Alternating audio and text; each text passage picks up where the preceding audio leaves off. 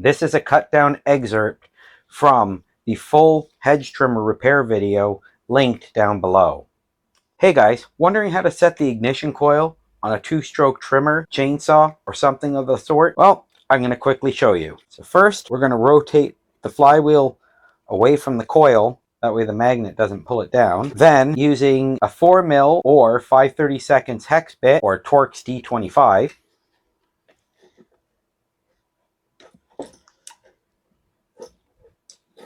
we're just going to loosen these off. Slide it back to its fullest. Slide in the business card of a questionable car dealership. Rotate the magnet around.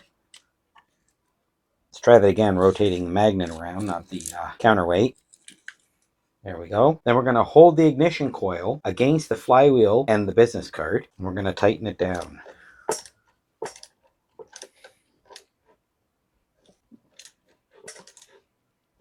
Then we take the business card away by turning the flywheel, and it helps force the business card out, and that's it. Your coil is set, and it should be set between 1/10,000th and 1/18,000th to maybe even 1/20,000th of an inch from the magnet, and you should be getting some pretty good consistent hot spark that will run your engine. Right, that's it guys. Looks like the coil's set. Now we just got to get it back together.